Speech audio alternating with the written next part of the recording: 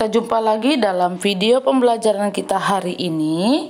Nah, hari ini kita sudah masuk ke pembelajaran 3 ya. 3 dan 4 dalam subtema 3 perkembangan teknologi komunikasi. Kita masih di buku 3G ya. Nah, di halaman 103 di sini ada sebuah cerita tentang Cika yang sakit gigi. Nah, Cika yang sakit gigi. Di sini ada ceritanya bahwa bagaimana cara mengurangi rasa sakit gigi. Nah, jadi ketika kita sakit gigi, kita harus periksa ke dokter. Nah, lalu kita bisa mengurangi rasa sakit gigi dengan berkumur-kumur air hangat yang dicampur garam. Itu ya, salah satu yang bisa dilakukan. Dan bagaimana kita agar gigi itu tidak sakit lagi, yaitu ketika sudah sembuh, kita harus merawat gigi dengan baik. Caranya dengan menggosok gigi. Nah, ketika kita sedang menelpon, seperti yang di sini kan Cika sedang menelpon pamannya. Nah, Cika harus menggunakan bahasa yang baik. Nah, apa saja bahasa yang baik yang dapat diucapkan? Itu ada di halaman 104. Nah, jadi saat berkomunikasi melalui telepon, hendaknya kita menggunakan bahasa yang baik. Baik yang diucapkan atau tidak baik diucapkan, ini ada di halaman 104. Contohnya, bolehkah saya berbicara dengan Koko? Nah, itu ucapan yang baik. Tetapi kalau tidak baik, panggilkan Koko dong. Nah, itu kurang baik ya. Dengan siapa saya bicara? Nah, kalau misalnya kita sedang mengangkat telepon. Lalu, saya Rina, teman sekolah Koko Om. Nah, itu kalau kita sedang yang menelpon gitu. Dan kalau kita akan mengakhiri telepon, jangan lupa terima kasih ya, sampai jumpa. Nah, jadi jangan lupa untuk mengucapkan terima kasih pada akhir percakapan untuk mengakhiri pembicaraan, sehingga itu menjadi salam penutup. Oke? Oke. Di halaman 104 juga ada cara membuat telepon sederhana. Nah, cara membuat telepon sederhana halaman 104 sampai 105 dia.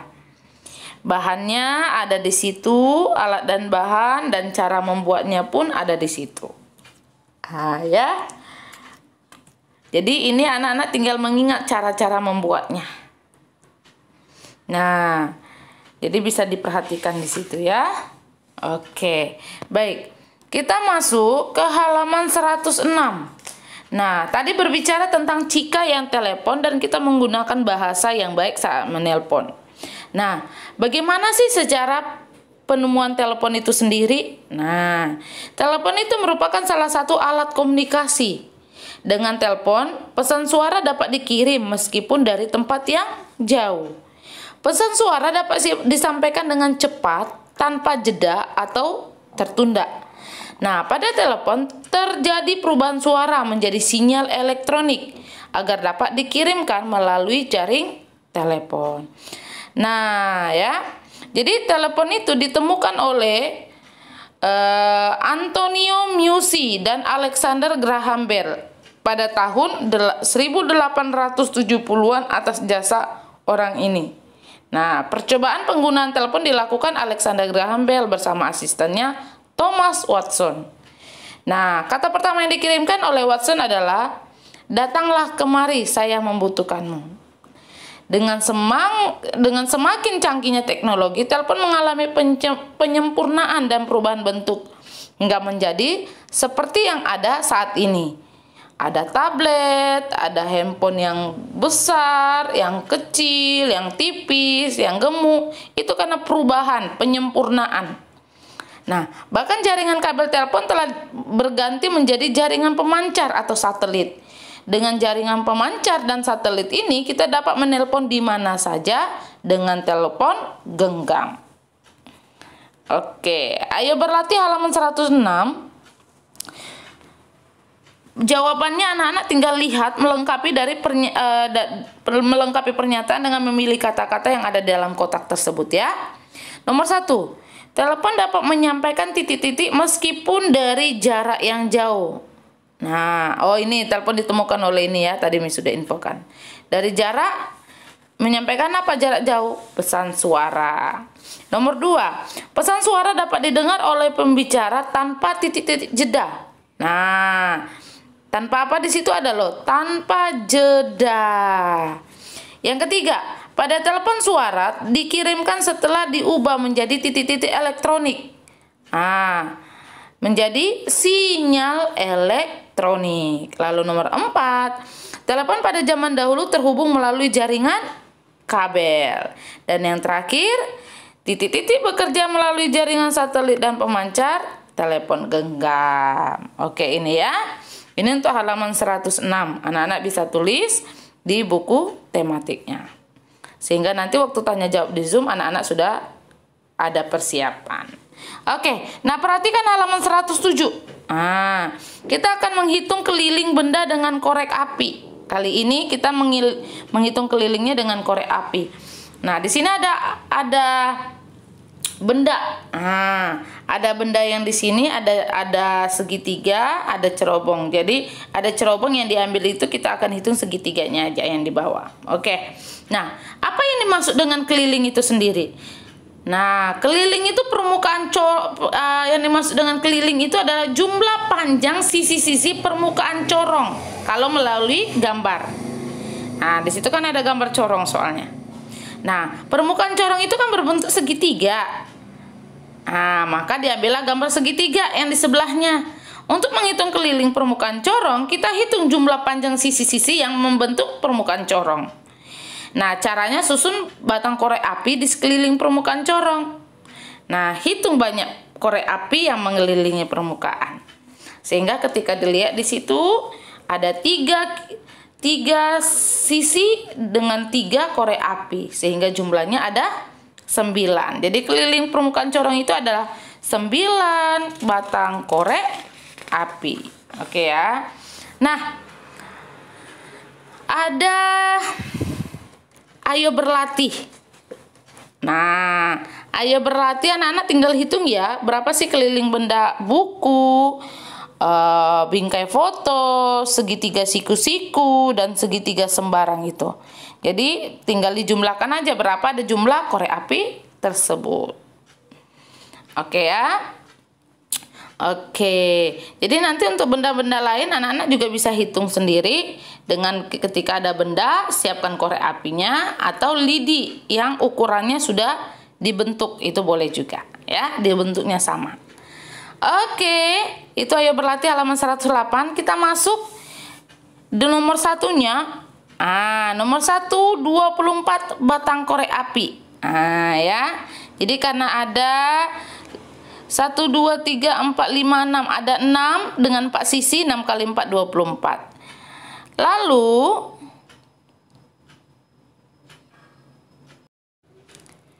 oke, ini untuk halaman 108 ayo berlatih.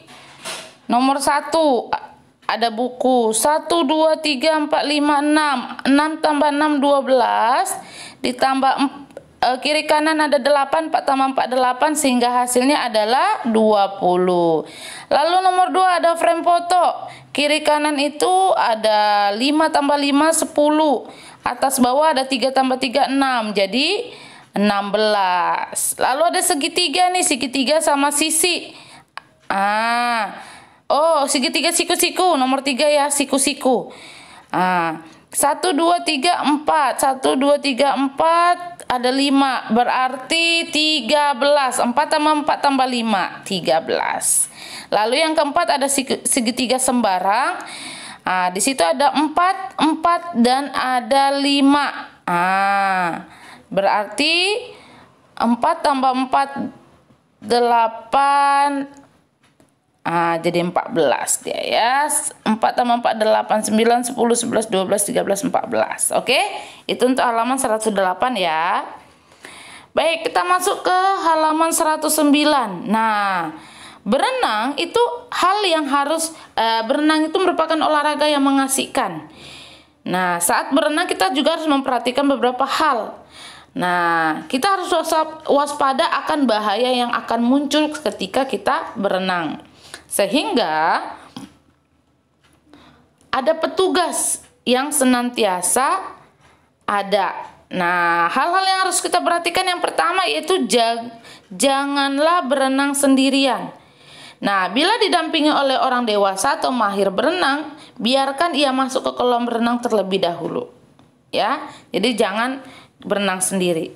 Lalu yang kedua, perhatikan jalur renang. Nah, kita harus perhatikan jalur renang yang ada. Agar apa? Agar terhindar dari tabrakan dengan orang lain. Jadi jangan melewati jalur atau jangan kita melawan jalur. Oke? Yang ketiga, sebaiknya tidak berenang saat cuaca mendung. Iya. Jadi sebaiknya kalau sudah lihat mendung jangan berenang ya, karena itu tidak bagus. Yang keempat, berhati-hati bila ada keramik yang pecah atau terlepas di dasar kolam. Hal ini itu dapat menyebabkan tubuh kita luka, apalagi kaki ya. Yang keempat, jangan menggunakan HP atau handphone atau sejenisnya. Jadi penggunaan HP itu dapat membuat seseorang lengah dengan keselamatan diri sendiri. Itu ya. Nah, jadi harus berhati-hati dalam berenang. Nah, kita kembali ke telepon genggam tadi. Nah, tadi kan kita sudah belajar nih telepon genggam. Nah, kita belajar lagi teknologi komunikasi yang terus berkembang. Perkembangan itu ditandai dengan semakin banyaknya ditemukan alat komunikasi. Nah, salah satu alat yang paling pesat perkembangannya adalah telepon genggam atau handphone. Nah, jadi telepon genggam itu sendiri merupakan perkembangan dari telepon biasa. Nah, jadi kita tadi sudah bahas sebelumnya di telepon. Perbedaan antara HP dan telepon itu apa sih perbedaannya? Nah, perbedaan utama HP dan telepon biasa itu adalah tidak dibutuhkannya kabel dalam jaringan komunikasi. Nah, yang kedua, dapat dibawa kemana-mana. Nah, karena tadinya tidak ada kabel, jadi kan bisa mudah bawa handphone kemana saja dan di mana saja. Nah, HP itu pertama kali dibuat tahun 1973 dan dipasarkan tahun 1983. Jadi masyarakat itu menyambut dengan adanya kehadiran perangkat komunikasi nirkabel atau tanpa kabel ini. Nah, sebagai ganti jaringan kabel, HP terhubung dengan jaringan komunikasi melalui menara BTS. Wah, BTS. Apa sih BTS itu? Nah, BTS itu merupakan stasiun pemancar utama yang berfungsi untuk menerima dan memancarkan sinyal HP. Nah, itu BTS ya. Jadi berbagai keunggulan disematkan pada HP sebagai produk yang canggih pada telepon biasa. Dan kita dapat bercakap-cakap. Dengan HP kita juga dapat berkirim pesan tulisan melalui layanan pesan singkat atau yang disebut dengan SMS. Nah, itu ya. Dan bahkan layanan pesan singkat itu terus berkembang sehingga kita dapat saling bertukar gambar, musik, dan data lain.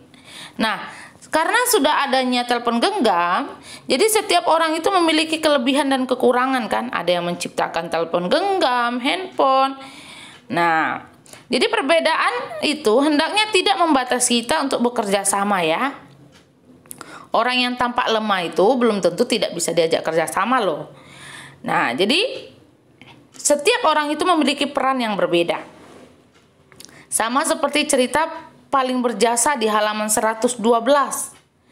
Nah, jadi tidak boleh kita membuat atau tidak boleh perbedaan itu membuat kita menjadi memiliki kelebihan dari orang lain sehingga kita bisa sombong. Itu tidak boleh.